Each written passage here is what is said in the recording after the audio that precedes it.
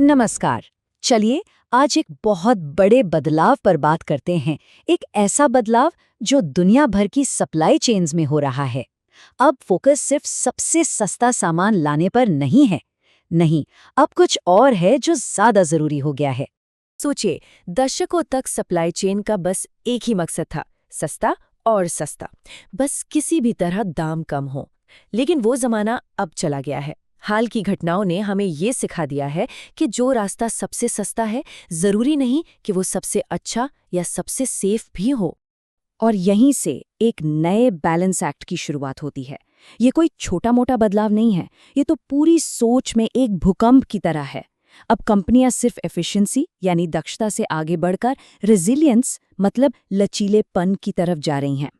इसे ऐसे समझिए, पहले सब कुछ चलता था जस्ट इन टाइम के फंडे पर। मतलब सब कुछ एकदम सही टाइम पर हो, कोई फालतू का स्टॉक जमा ना हो और लागत बिल्कुल कम से कम रहे। लेकिन अब हम जस्ट इन केस की दुनिया में आ गए हैं। यहाँ इस बात पर जोर है कि अच्छा, अगर कुछ गड़बड़ हो गई तो क्या हमारे पास कोई बैकअप प्लान है। ये सोचने के तरीके में एक बहुत बड़ा फर्क है। और पिछले कुछ सालों ने तो हमें साफ साफ दिखा ही दिया है कि ये एकदम घड़ी की सुई की तरह चलने वाले सिस्टम कितने नाजुक हो सकते हैं।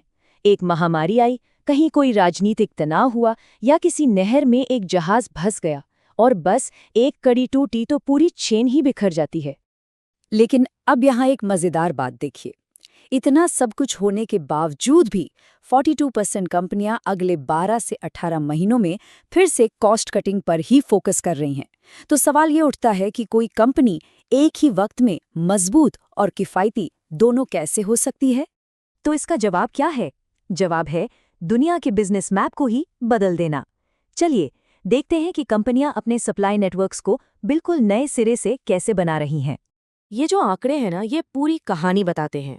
सोचकर देखिए, 79% कंपनियां अब एक ही सप्लायर के भरोसे नहीं रहना चाहती और 71% कंपनियां अपने नज़दीकी सप्लायर्स को ढूंढ रही हैं ताकि सामान दूर देशों से मंगाने का झंझट ही कम हो जाए। ये रिस्क से बचने का एक बहुत ही स्मार्ट तरीका है। और ये सब सिर्फ थ्योरी नहीं है, जमीन पर हो रहा है। सीकेआई रेस्टोरेंट्स की अदिति थापर का कहना है, हम एक ही देश पर निर्भर रहने के बजाय डिमांड सेंटर्स के करीब कम से कम 2 सप्लायर्स को पहचानने की कोशिश कर रहे हैं। ये बिल्कुल वही बदलाव है जिसकी हम बात कर रहे थे। तो इस नई स्ट्रैटेजी के फायदे क्या हैं? अरे फायदे तो बहुत बड़े हैं। सोचिए, कल को स्वेज कैनाल जैसी कोई और दिक्कत आ जाए तो ये कंपनियां तैयार रहेंगी।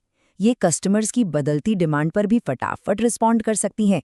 और लंबी दौड़ में देखें तो कम ट्रांसपोर्ट और कम रिस्क की वजह से ये सस्ता भी पड़ता है। लेकिन एक सवाल उठता है, इतने सारे सप्लायर्स, इतना कुछ बदल रहा है, इसे संभालेगा कौन? इन नए और उलझे हुए नेटवर्क्स को मैनेज कैसे किया जाए? जवाब है डेटा। तो मिलिए डिमांड सेंसिंग से। इसे आप एक तरह की डेटा से चलने वाली जादुई गेंद समझ सकते हैं। ये एआई और रियल टाइम डेटा का इस्तेमाल करती है, जैसे कि सोशल मीडिया पर क्या चल रहा है, मौसम कैसा रहेगा, दुकानों पर क्या बिक रहा है, और इन सबसे भविष्य का सटीक अनुमान लगाती है।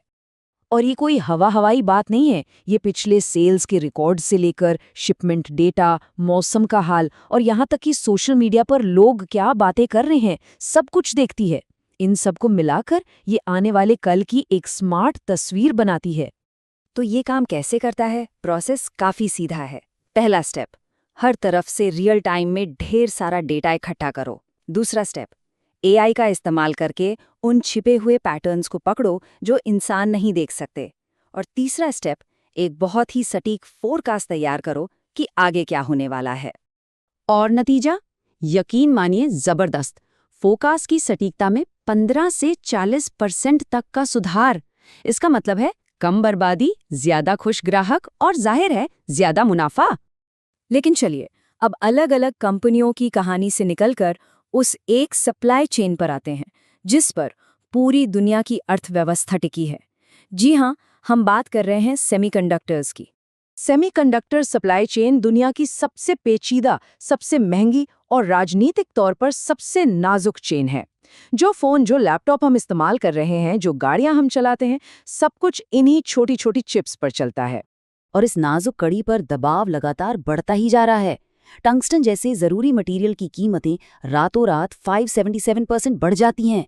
ऊर्जा के लिए दूसरे देशों पर निर्भरता एक बड़ा रिस्क है, और राजनीतिक तनाव तो हमेशा बना ही रहता है, जो कभी भी चीजें बिगाड़ सकता है। और यहीं से एक बहुत ही दिलचस्प जियोपॉलिटिकल थ्योरी सामने आती है। इसे कहते हैं ताइवान की सिलिकॉन शील्ड, यानी सिलिकॉन की ढाल। ये थ्योरी कहती है कि क्योंकि ताइवान दुनिया के सबसे एडवांस चिप्स बनाने में माहिर है, इसलिए कोई भी उस पर हमला करने से पहले 1000 बार सोचेगा। क्यों? क्योंकि अगर ताइवान में चिप्स बननी बंद हो गईं, तो पूरी दुनिया की अर्थव्यवस्था घुटनों पर आ जाएगी, जिसमें हमला करने वाला देश भी शामिल होगा। इस बात को समझने के लिए जरा आंकड़ों पर नजर डालते हैं। दुनिया की करीब 60% चिप्स ताइवान में बनती हैं। लेकिन जब बात आती है सबसे एडवांस, सबसे जरूरी चिप्स की, तो ये आंकड़ा सीधा 90% पर पहुंच जाता है। जी हाँ, 90%, लगभग सब कुछ एक ही जगह से। और अगर कोई सोच रहा है कि दांव पर क्या लगा है, तो ये नंबर देखिए। अगर ताइवान की नाकाबंदी हो जाए, तो दुनिया को कम से कम $2.5 ट्रिलियन का नुकसान होगा। ये वो कीमत है जो इस शील्ड को असली बनाती है।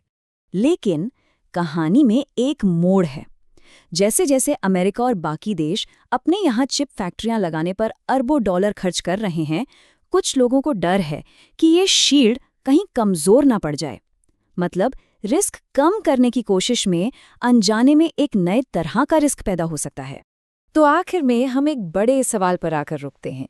जैसे जैसे दुनिया जोखिम कम करने की कोशिश कर रही है, क्या हमारी ग्लोबल इकोनॉमी ज्यादा सुरक्षित हो रही है या बस और ज्यादा टुकड़ों में बंट रही है? इस सवाल का जवाब ही हमारे आने वाले कल को तय करेगा।